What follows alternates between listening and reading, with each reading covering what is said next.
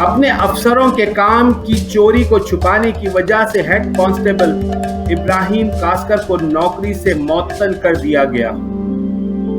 جہاں پہلے ہی پیسوں کی تنگی کی وجہ سے کھانا پینا اور جینا محال تھا، اب نوکری سے معطلی کی وجہ سے بات فاقہ کشی تک پہنچ گئی تھی۔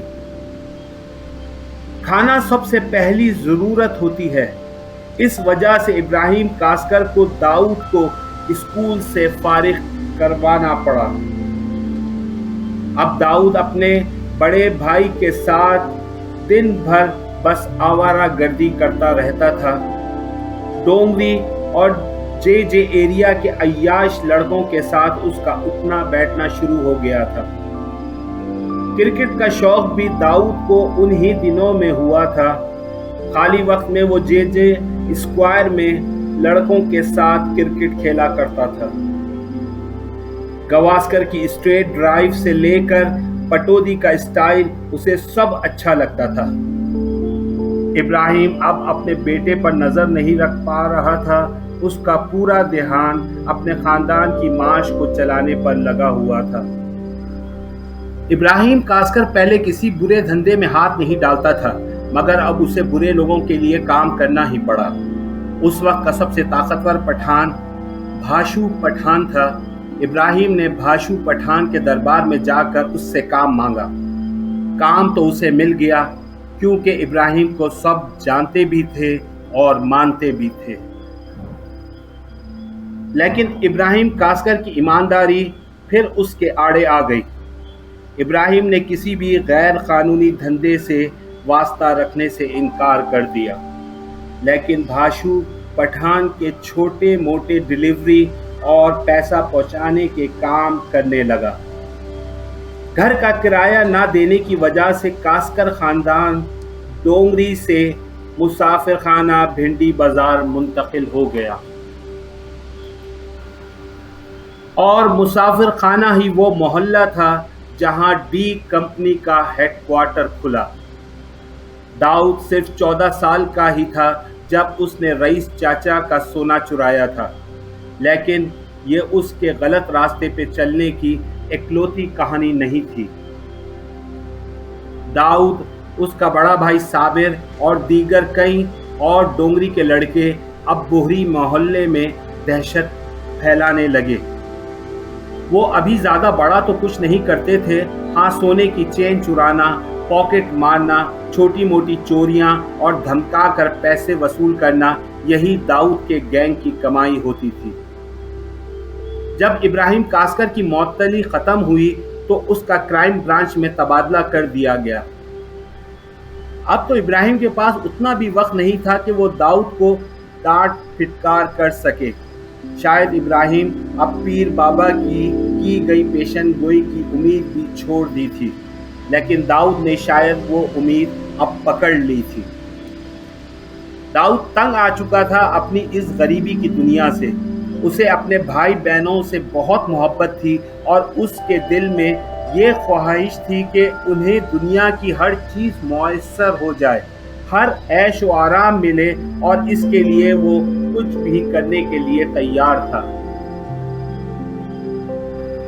جیسے ہی ابراہیم کاسکر نے گھر سے منہ موڑا، داؤد نے گھر کی باغ ڈور سنبھال لی۔ وہ ابھی اتنا بھی بڑا نہیں ہوا تھا، لیکن وہ اپنے گھر کے ہر بڑے فیصلے لینے لگا تھا۔ کس رشتہ دار کی شادی میں کس کو کتنا دینا ہے، کس دن دعوت رکھنی ہے، کس کس کو اس میں بلانا ہے اور کس سے دوری بنائے رکھنی ہے، یہ سب اب داؤد ہی طے کرتا تھا۔ صابر جو داؤد سے عمر میں بڑا تھا، اسے بھی اس بات سے کوئی دقت نہیں تھی کہ داؤد اس سے چھوٹا ہو کر سارے فیصلے کرتا ہے۔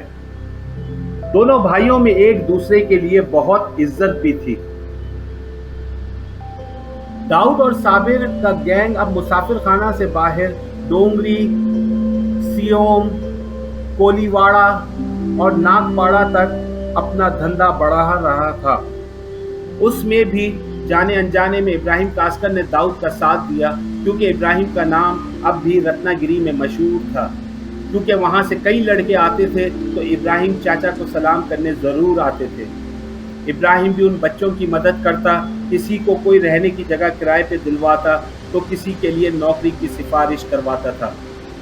مگر ان لڑکوں کے آنے سے سب سے زیادہ فائدہ داؤد کو ہوا۔ وہ بنا کسی کو بتائے بغیر ان لڑکوں کو اپنے گروپ میں شامل کرتا چلا گیا، کیونکہ یہ بمبئی میں نئے تھے اور داؤد کی باتوں اور برتاؤ سے کافی متاثر ہو جاتے تھے، اور ان کو یوں لگتا تھا کہ ابراہیم چاچا کا یہ لڑکا ان کا مسیحا ہے، اور بمبئی میں اس سے اچھا موقع کیا ہی ملے گا کہ داؤد بھائی کے ساتھ کام کر پائیں۔ اس نئے ابھرتے گینگ نے لیکن شروعات تو چھوٹے جرائم سے ہی شروع کی تھی۔ ان کا چوری کا ایک خاص طریقہ تھا، گھڑیوں کی ادلا بدلی۔ بھنڈی بازار کی کچھ دکانوں میں یہ نئے لڑکے کام پہ لگ گئے تھے۔ ان دکانوں پر ہر طرح کی چوری کا اور کسٹم سے ضبط ہوا سامان بکا کرتا تھا۔ جو لڑکے بات کرنے میں تیز ہوتے تھے وہ گھاٹ کو پہچان کر اپنے جال میں پھنسا لیتے تھے۔ راستہ چلتے کسی سیٹ یا امیر شخص کو وہ ایک مہنگی سوئس واچ دکھاتے اور اسے للچاتے تھے کہ اتنے کم دام پر اتنی نایاب گھڑی کہیں اور تمہیں نہیں مل سکتی۔ سیٹ بھی لالچ میں آ ہی جاتے تھے، اور یہ بات ضرور دھیان میں رہے، یہ سن 1970 یا آس پاس کا زمانہ ہے۔ اس زمانے میں امپورٹڈ اشیاء، خاص طور پر امپورٹڈ گھڑیوں کی بہت بڑی مانگ تھی۔ لوگوں کو امپورٹڈ اشیاء، خاص طور پر گھڑیوں کو خریدنے کا بڑا شوق تھا۔ جس کے پاس امپورٹڈ گھڑی ہوتی اس کا رتبہ دوسروں سے بڑھ جاتا تھا۔ جب سیٹ گھڑی خریدنے پر رضامند ہو جاتے تو لڑکے انہیں دکان کے اندر لے جاتے، چائے پانی کا ڈھونگ رچایا جاتا اور اس نایاب گھڑی کو پیک کیا جاتا۔ جب سیٹ پیسے دے کر چمکدار پیکنگ کا ڈبہ گھر لے جاتے اور پھر اسے کھولتے تو اس ڈبے میں کوئی پتھر کا ٹکڑا یا کوئی ٹوٹی پھوٹی پرانی گھڑی کو دیکھ کر ان کے اوسان خطا ہو جاتے تھے۔ یہ کھیل داؤد کے گینگ نے کچھ سال کھیلا۔ اس سے کمائی بھی اچھی ہوتی تھی اور نوجوانوں کو اسٹائل میں رہنے کا موقع بھی مل جاتا تھا۔ پولیس ریکارڈ میں درج ہے کہ اس گروہ کو پکڑنے کے لیے کئی بار شکایات بھی درج کروائی گئیں۔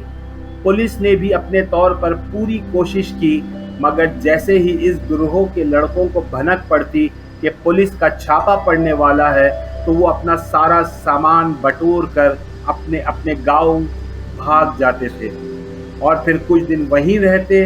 معاملہ ٹھنڈا ہونے پر وہ سب واپس آ جاتے اور جہاں سے کام چھوڑا تھا وہیں سے اپنا کام شروع کر دیتے تھے۔